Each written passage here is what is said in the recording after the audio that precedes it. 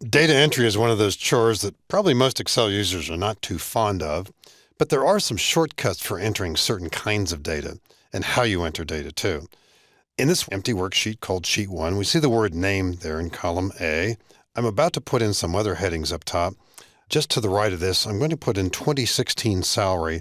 I'm thinking that the salaries are going to be somewhat narrow compared with that text entry. So as I type 2016, I'd like to have the word salary appear below this, but in the same cell. So I'll press Alt-Enter and then type salary. And eventually I'll make the column narrower once I get the data in below it. And in column C, something similar, I want to put in the tax code here. I want to make sure it's the 2016 tax code. And the entries in column C are only going to be one or two letters. So here too, I might want the column to be narrower. There are different approaches to using the wrap text feature. And you'll see in the alignment tab a feature called wrap text.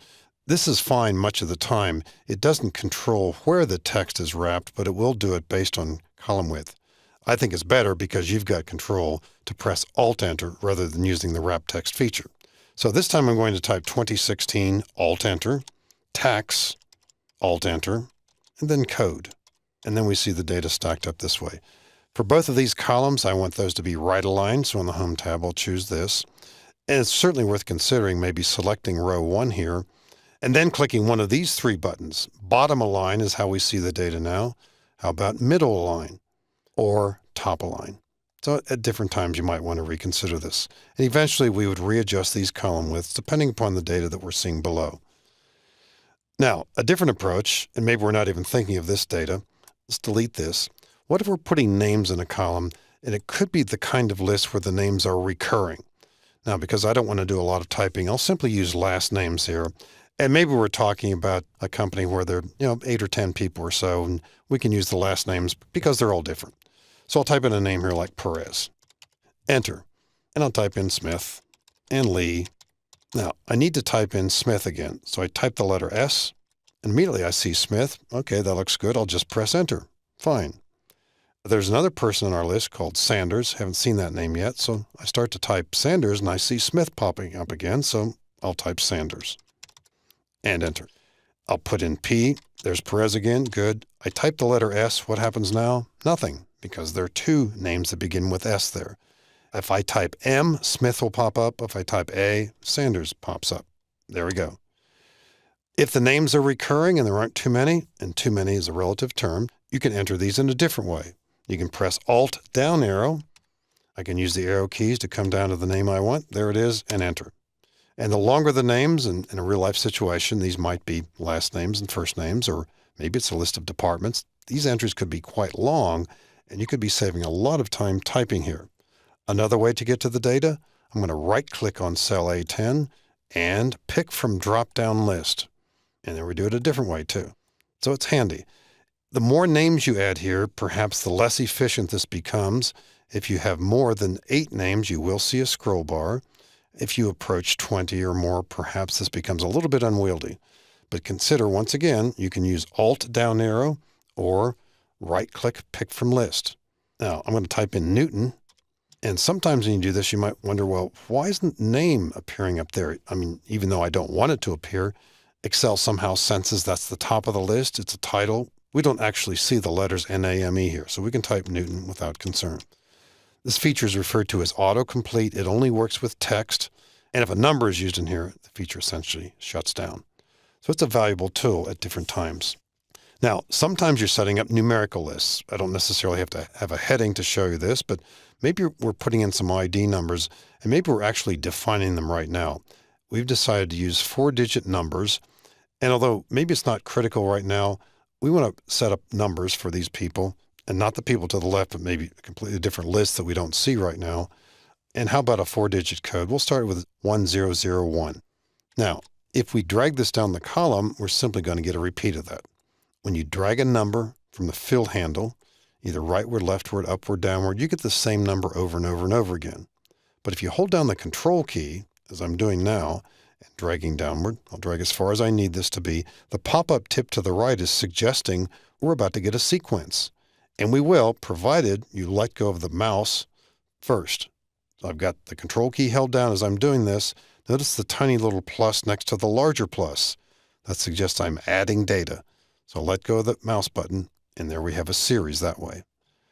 If you wanted to create a series where there was an interval, for example, you might want to start with 1010 and then here 1020, we'll highlight both of those and drag from the corner downward. And here we don't have to hold down any keys. We will automatically get an incremental factor of 10 being repeated over and over and over again. And if I had started this list down here and somehow said I wanted to go backwards, I could drag upward. Probably wouldn't do that very often. If you want to create this list rightward, it'll work in the same way. There we go, rightward. And if for some strange reason you had this highlighted over here somewhere, I'm simply moving it over. If you highlight these two and drag leftward, as you might expect, we'll go backward numerically. So different approaches there to creating number series.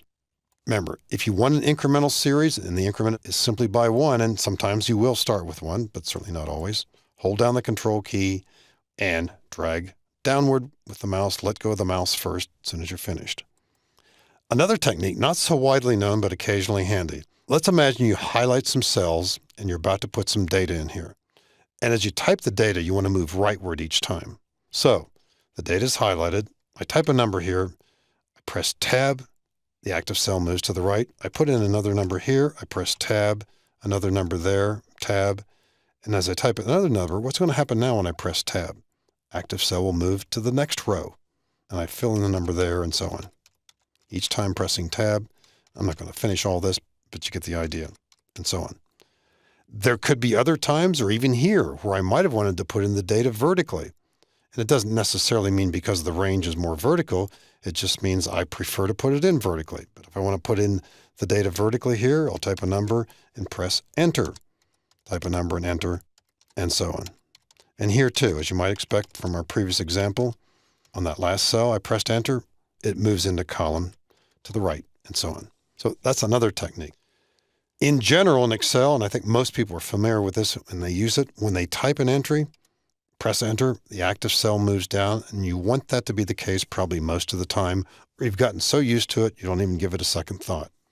Now, at any time when you're typing data, maybe you know, for example, I've got a situation over here. Let me make up a formula on the fly here. Equal this number times 2. I want to copy that down the column. If I press Enter, the active cell moves downward. I don't want it to. I'll press Control Enter. The active cell will stay in place. And then as I drag downward or double click it either way, I'm all set. In other words, I didn't have to move the active cell from the E3 position back into cell E2. Now, there could be other variations on this, and most of these are highly unlikely, but just let me make the following statement. When you type an entry, you can move in any of the 4 directions you want using the arrow keys. And that's probably, once you think about it, logical. If I want to finish this entry and move up, I'll press up arrow. Or I type an entry and I want to move to the right, I'll press right arrow. And I don't have to go through the other examples. I think you see what's happening here. You can also do this by pressing Enter or Shift Enter or Tab or Shift Tab. And again, you're probably not going to use this a whole lot, but if you're making an entry and you want to move to the right, you could certainly press Tab and another entry and Tab. That always moves you to the right. In a different situation, entirely and highly unlikely, you type an entry, you want to move leftward, it's Shift Tab. Type an entry, Shift Tab to move leftward. And if you'd like to move upward as you type, and that too is pretty unlikely, but you type an entry, text or number makes no difference here. You want to move upward, you could press Shift Enter. Again, probably arrow is more logical, and you can do it that way. Now, if for some reason, and maybe just for a short time, or maybe you like the setting, you can change the default setting in Excel. The default setting is you type, you press Enter, the active cell moves down. If you want to change that setting, go to the File tab in the ribbon. The very last option down the left-hand side is called Options. Then go to Advanced on the left-hand side here, and the very first choice here. After pressing Enter, move selection, and there's the default setting, down. And you can certainly change it to one of the others. Notice that there's not an option for no change. You could just uncheck it if you wanted that to be the default, but I doubt that would be the case. Anyway, you could make a change here. I think most people will probably not want to do that. So we've seen different techniques here for entering data, and hopefully, for many of you, making data entry a little bit more efficient than it might have been.